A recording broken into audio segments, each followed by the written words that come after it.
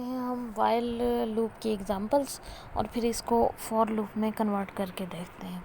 While loop में मैंने ये कौन सा प्रोग्राम किया है, मैंने ये प्रोग्राम किया है फैक्टोरियल ऑफ अ नंबर। किसी भी नंबर का आपने फैक्टोरियल कैलकुलेट करना है या फैक्टोरियल कैलकुलेट करना है तो वो कैसे होगा।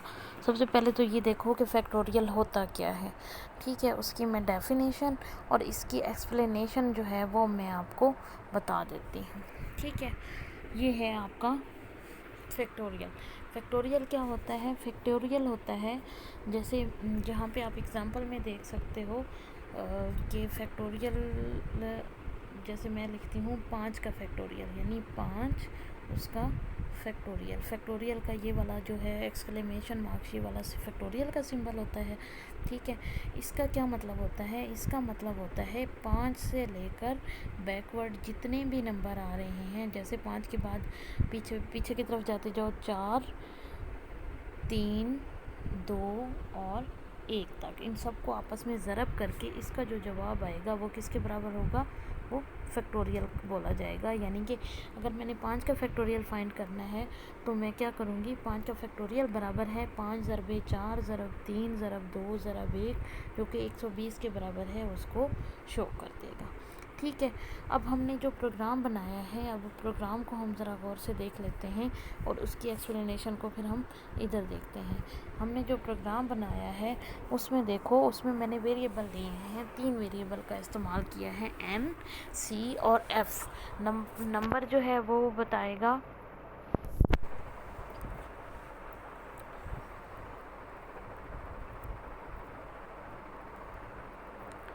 हाँ जी, नंबर n जो है वो बताएगा कि फैक्टोरियल।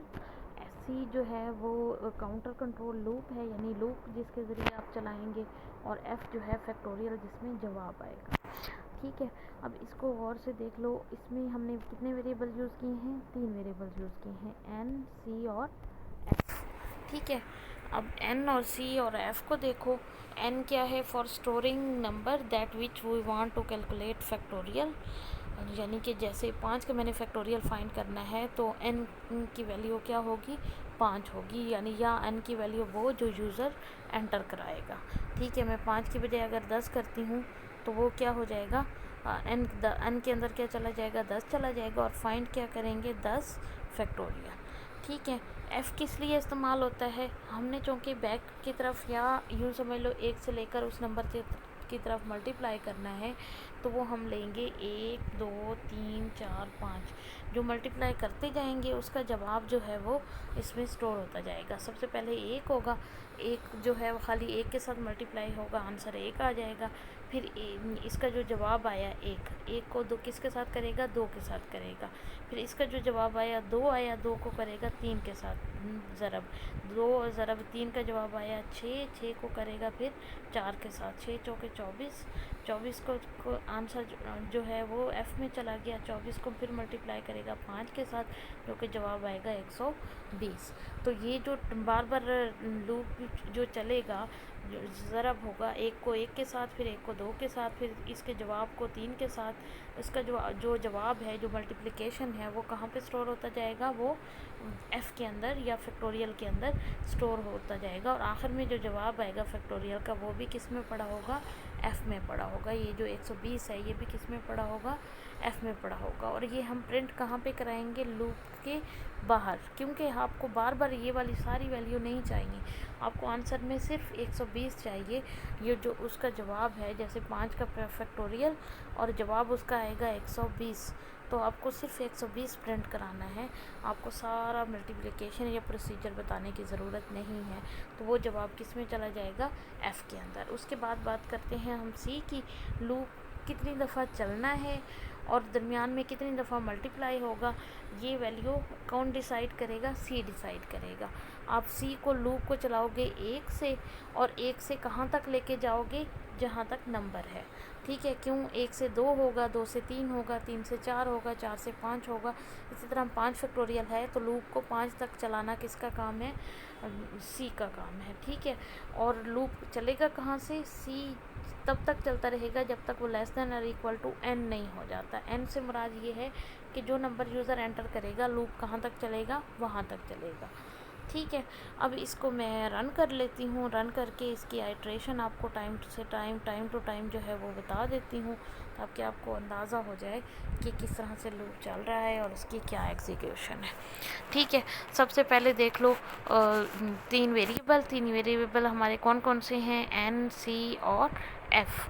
ठीक है, एक मेमोरी क्रिएट हो गई ये वाली, एक ये वाली और एक ये वाली। एक है एन, एक है सी और एक है एफ। एन के अंदर ऊपर मैसेज देंगे कि एंटर फैक्टोरियल नंबर। जैसे फैक्टोरियल नंबर एंटर कराएगा वो रीड करके सी इन के ज़रिए रीड करेगा और वैल्यू किस में स्टोर कर देगा, एन के अंदर। सी के अंदर मैंने क्या इनिशलाइज कर दिया, 1। एफ के अंदर भी 1। सी के अंदर 1 इसलिए स्टार्ट किया है, लूप हमने 1 से लेकर कहाँ तक चलाना है, एन तक चलाना है, तो वाइल लूप है, इनिशलाइजेशन सी की बाहर होगी। एफ 1 तक क्यों चलाया, क्योंकि 1 के साथ जो भी वैल्यू ज़रब करोगे, अगर मेमोरी खाली होगी आपकी तो उसमें होगी गार्बेज वैल्यू।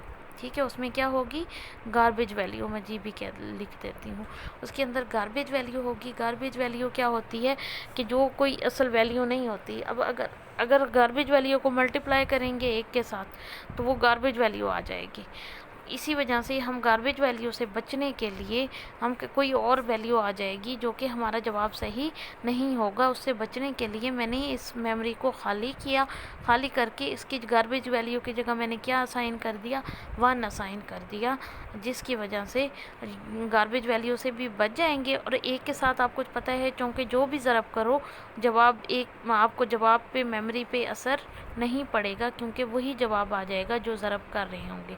जैसे 1 को अगर 5 के साथ करते हैं तो 5 ही आंसर आएगा, यानी तो इस वजह से हमने ए को आइडेंटिटी के लिए या ताकि मेमोरी में गार्बेज वैल्यू ना आए, इसीलिए हमने एफ़ के अंदर 1 असाइन कर दिया है।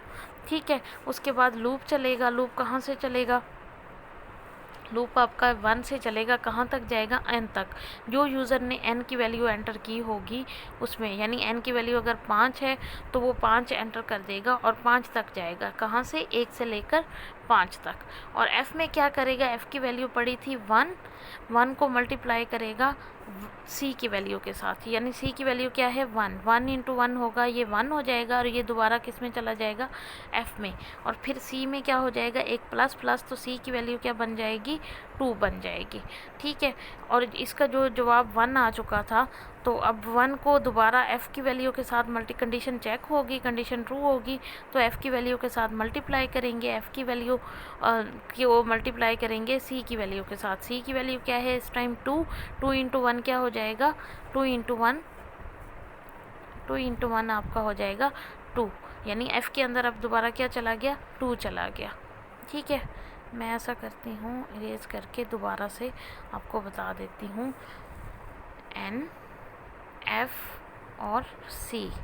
ठीक है, पहली दफ़ा एन की वैल्यू तब्दील नहीं होगी, ये 5 ही रहेगी। एफ़ की वैल्यू 1 थी, सी की वैल्यू 1 थी। सी में इंक्रीमेंट किया, सी की वैल्यू हो गई 2। एफ़ की वैल्यू को, सी को एफ़ के साथ मल्टीप्लाई किया, इसकी भी वैल्यू हो गई 2। फिर इंक्रीमेंट किया, सी की वैल्यू हो गई 3, 2 ज़रबे 3 किया उसने 6 को दोबारा एफ़ की वैल्यू अब 2 की बजाय क्या हो जाएगी, 6 हो जाएगी। ठीक है, और सी में फिर इंक्रीमेंट करेंगे, अब सी में 3 के बजाय क्या आ जाएगा, अब सी में 3 के बजाय आ जाएगा आपका 4 को 6 के साथ करेंगे, ये 24 हो जाएगा। 24 6 की बजाय अब 24 आ जाएगा एफ़ के अंदर। ठीक है, 24 आ जाएगा। और फिर सी की वैल्यू 5 करेंगे, 24 ज़रबे 5 किया तो 120 हो गया। और सी में जब 5 की बजाय 6 आएगा, अब कंडीशन चेक होगी, कंडीशन हो गई फॉल्स। इस सारे ब्लॉक को स्किप करेगा और कहाँ पे आएगा, सी आउट करके शो करा देगा फैक्टोरियल ऑफ एन की वैल्यू की जगह एन की वैल्यू होगी 5 और इज़ इक्वल टू लिख के आगे एफ़ की वैल्यू जो है वो प्रिंट कर देंगे। इसको मैं रन कर लेती हूँ। रन करती हूँ, मैं वैल्यू एंटर करती हूँ 5। तो अब देखो फैक्टोरियल ऑफ 5 इज़ 120, तो 5 का फैक्टोरियल जो है वो आ जाएगा और 120 हो जाएगी।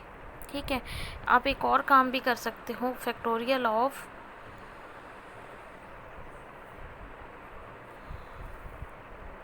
यहाँ पे फैक्टोरियल का सिंबल भी लगा सकते हो, ताकि आपको पता हो कि फैक्टोरियल का सिंबल है।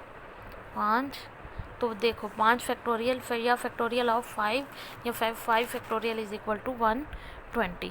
ठीक है, इसकी आइट्रेशन देख लेते हैं। एक दफ़ा लूप रन होता है तो उसको फर्स्ट आइट्रेशन कहते हैं, दूसरी दफ़ा रन होगा तो फर्स्ट सेकंड आइट्रेशन, इसी तरह थर्ड, फोर्थ और फिफ्थ।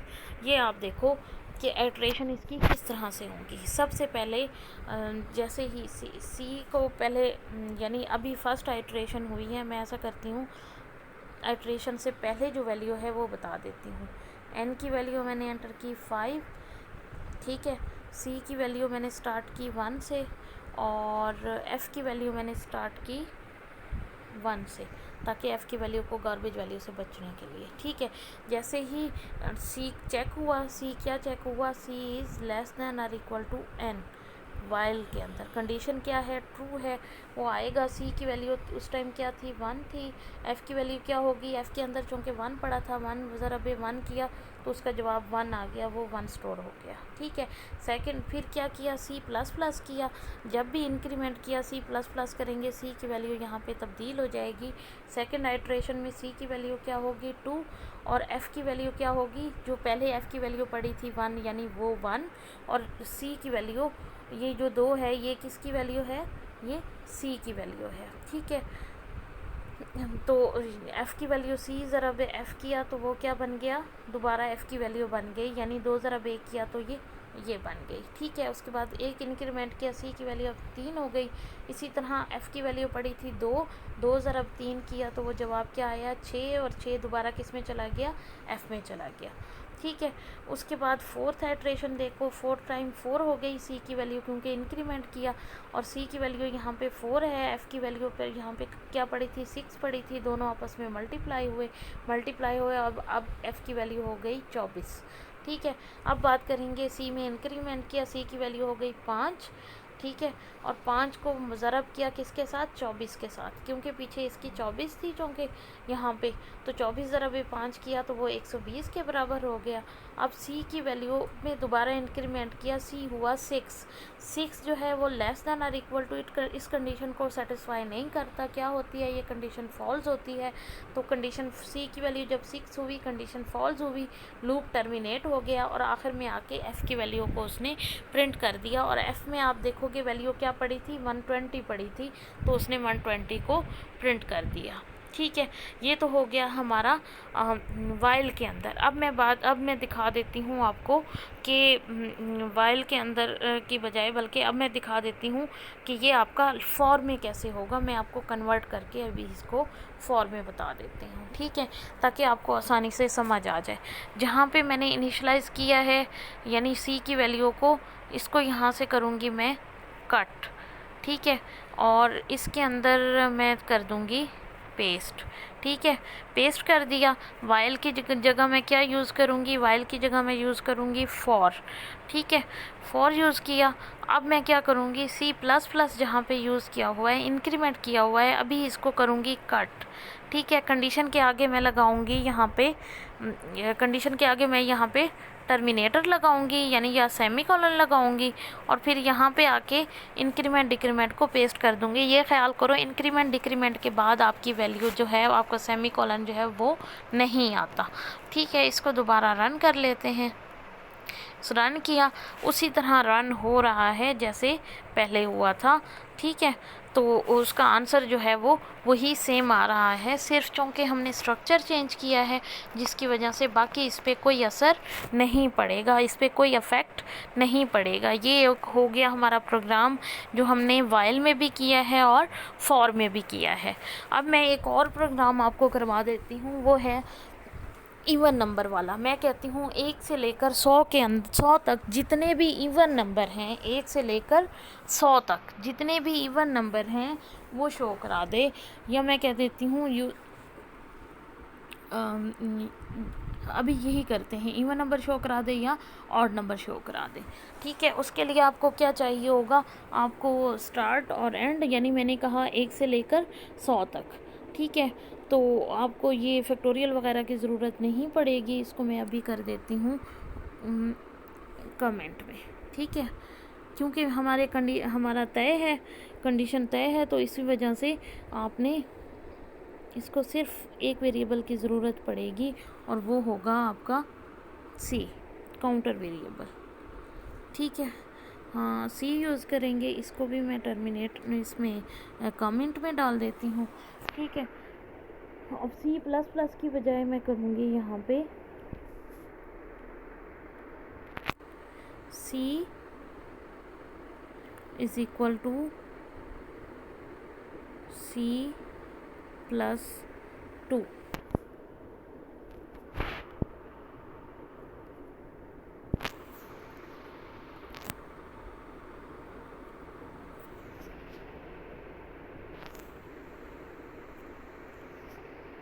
यहाँ पे सिंपल मैं प्रिंट करा दूँगी, सी आउट करा दूँगी।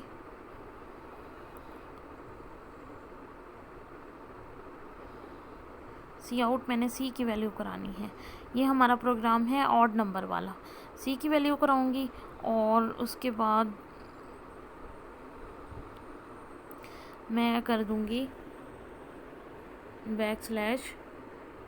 \t।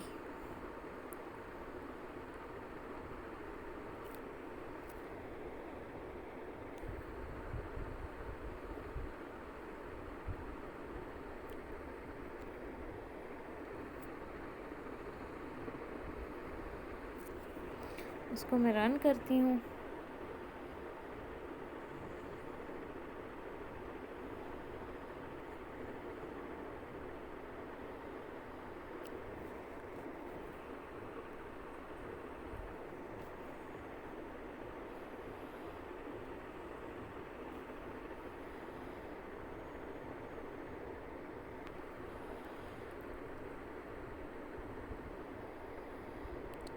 यहाँ पे वो इसको एक्सेप्ट नहीं कर रहा है, इसको कट करूँगी। और अब मैंने फॉर वाला वो वाला छोड़ दिया, अब मैं इसको रन कर लेती हूँ।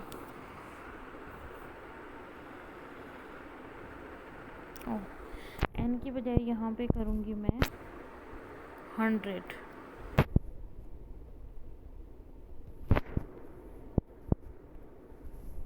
रन करती हूँ। ये देखो जितने भी मतलब आपके आ रहे हैं 1 3 5, ये सारे क्या हैं आपको पता है, ये ऑड नंबर है। अगर मैंने इवन नंबर करना हो, इवन नंबर कैसे करूँगी, मैं सी को स्टार्ट करूँगी। आपको पता है सी स्टार्ट होता है 2 से। ठीक है, इवन नंबर जो स्टार्ट होते हैं वो 2 से स्टार्ट होते हैं। मैंने सी को स्टार्ट करना है 2 से।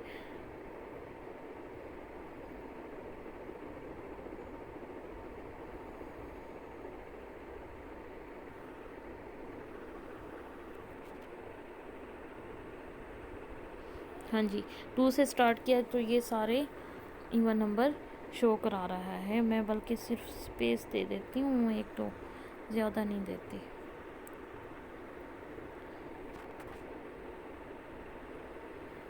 ये सारे वो इवन नंबर शो करा रहा है। एक तो ये तरीका है आपके इवन नंबर और ऑड नंबर शो कराने का।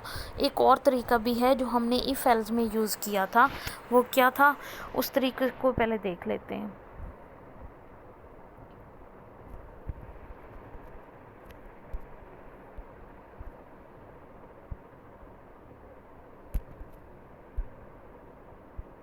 इसके अंदर हम यूज़ करेंगे इफ एल्स को। वही condition, if C modulus 2 is equal to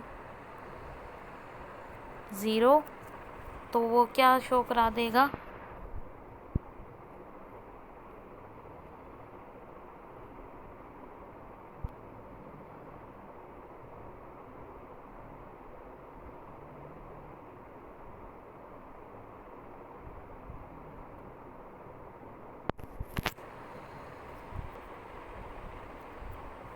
else करेंगे।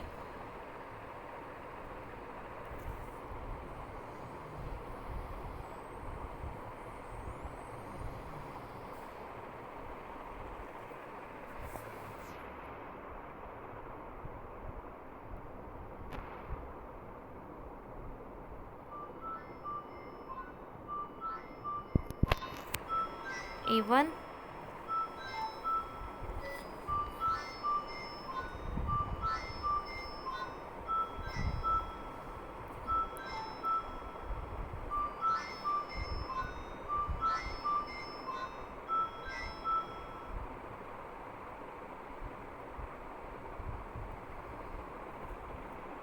यहाँ पे ऑड शो करा देगा।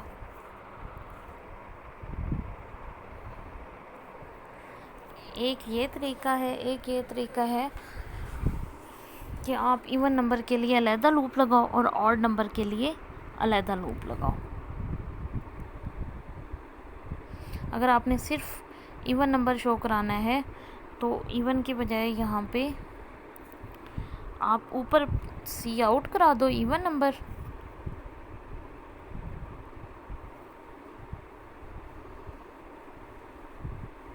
एक तरह से हेडिंग दे दो।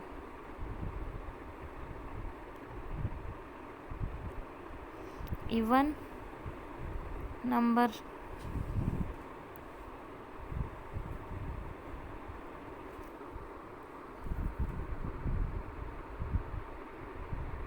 ये उसने इवन नंबर शो करा दिए हैं। और आखिर में एक और काम करो, एंडल भी लगाओ ताकि नेक्स्ट लाइन से वो प्रिंट कराना स्टार्ट करे।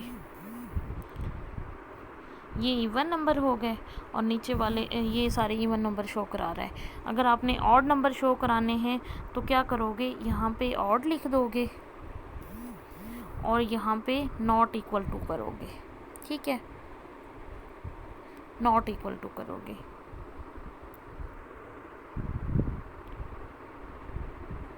अगर दोनों इकट्ठे शो कराना चाह रहे हो उसके लिए भी तरीका है, आप 2 लूप लगाओगे, कॉपी